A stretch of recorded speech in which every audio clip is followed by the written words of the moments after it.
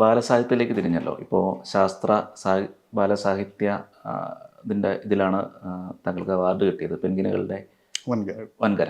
അപ്പോൾ അങ്ങനെ ഒരു മേഖലയിലേക്ക് മാറുമ്പോൾ എന്താണ് തോന്നുന്നത്? ഇതിലാവുന്ന സമയത്ത് സന്തോഷമുണ്ട്. കാരണം നമ്മുടെ മനസ്സിൽ തോന്നുന്ന, നമ്മൾ സമൂഹത്തിലെ കുട്ടികളുടെ ഇടയിൽ ഉണ്ടാക്കിയെടുക്കണമെന്ന് ആഗ്രഹിക്കുന്ന വിദ്വേഷമില്ലാത്ത മനസ്സ്, സ്നേഹത്തോടെയുള്ള മനസ്സ്, അത് സൃഷ്ടിക്കാൻ സാധിക്കുന്നു കുട്ടികളുടെ ഇടയിൽ.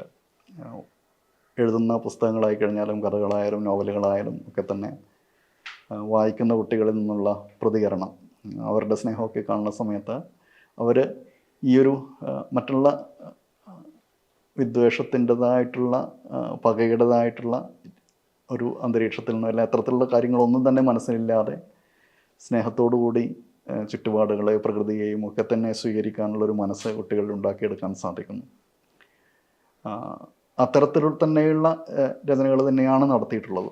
ബാലസാഹിത്യ കൃതികളിൽ പ്രധാനമായിട്ടും ആദ്യമായിട്ട് എഴുതിയ ഒരു കുരുവികളുടെ ലോകം എന്നുള്ള ഒരു കൃതി, അത് നോവൽ, ഗ്രീൻ ബുക്സാണ് അത് പബ്ലിഷ് ചെയ്തത്. അതിനുശേഷമുള്ള ആഫ്രിക്കൻ തുമ്പികൾ എന്നുള്ള നോവലായി കഴിഞ്ഞാലും ചക്കരപ്പാടം എന്നുള്ള നോവലായി കഴിഞ്ഞാൽ ഇതിലൊക്കെ തന്നെ പ്രകൃതിയും സഹജീവികളും തന്നെയാണ് ഇതിനകത്തുള്ള പ്രധാനപ്പെട്ട കഥാപാത്രങ്ങളും അല്ലെ കഥാ ആശയവും ഭൂമികയും ഒക്കെ തന്നെ.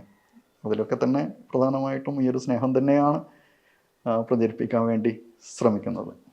മറ്റ് നോവലുകളായി കഴിഞ്ഞാലും ബാലസാഹിത്യം കൂടാതെയുള്ള മറ്റ് നോവലുകളായി കഴിഞ്ഞാലും കഥകളായി കഴിഞ്ഞാലും 3 കഥാസമാഹാരങ്ങൾ ആണ് പുസ്തകമായിട്ട് പ്രസിദ്ധീകരിച്ചത്. നിരവധി കഥകൾ മറ്റുള്ള ആനുകാലികങ്ങളിലൊക്കെ ആയിട്ട് പ്രസിദ്ധീകരിച്ചത് സമാഹരിക്കാനായിട്ട് കിടക്കുന്നുണ്ട്. അപ്പോൾ ഈ കഥകളിലും പ്രധാനമായിട്ട് ഈ ഒരു ആശയം തന്നെയാണ് കൊണ്ടുവരാൻ വേണ്ടി ശ്രമിച്ചത്.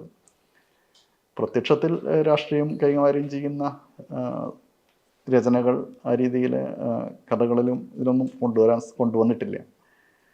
പ്രധാനമായിട്ടും ഒന്ന് ഈ പറഞ്ഞ അച്ഛനെ കഥാപാത്രമാക്കിക്കൊണ്ട് ഉള്ള ഒരു നോവൽ നിണവഴിയിലെ നോവൽ. കേസരിയിലത് ഖണ്ഡശ പ്രസിദ്ധീകരിച്ചു.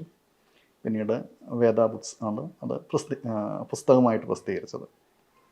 അതിനകത്ത് ഈ പറഞ്ഞ അവിടെയുള്ള നാദാപുരം പ്രദേശത്തെയും വാണിമൂർ പ്രദേശത്തെയും ഒക്കെയുള്ള രാഷ്ട്രീയ സാഹചര്യങ്ങളെക്കുറിച്ചും അവിടുത്തെ സാമൂഹ്യ സാഹചര്യങ്ങളെക്കുറിച്ചും ജനങ്ങളുടെ മനസ്സിനെക്കുറിച്ചും രാഷ്ട്രീയ അന്ധതയെക്കുറിച്ചും ഒക്കെ തന്നെ പ്രതിപാദിക്കുന്നുണ്ട്.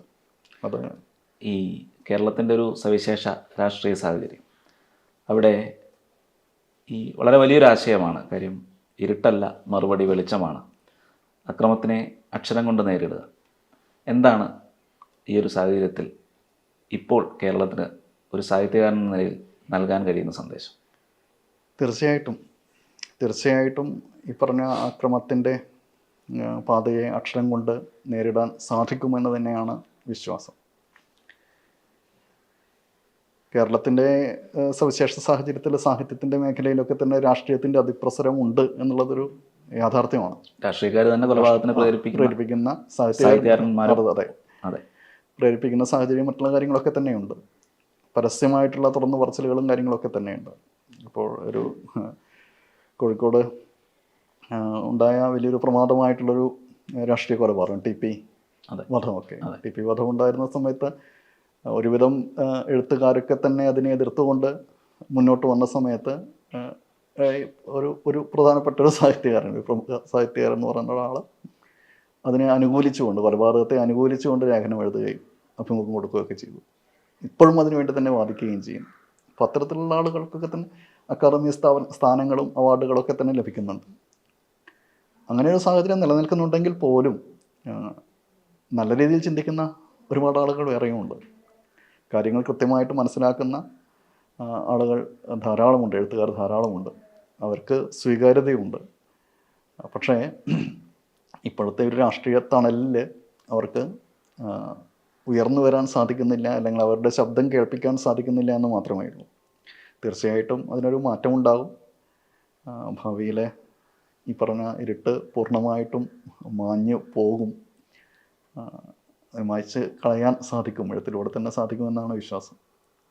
അക്ഷരങ്ങൾ കൊണ്ട് തന്നെ അക്രമത്തെ പ്രതിരോധിക്കാനും പുതിയ വെളിച്ചം തെളിയിക്കാനും സാധിക്കുമെന്ന് തന്നെയാണ് വിശ്വാസം.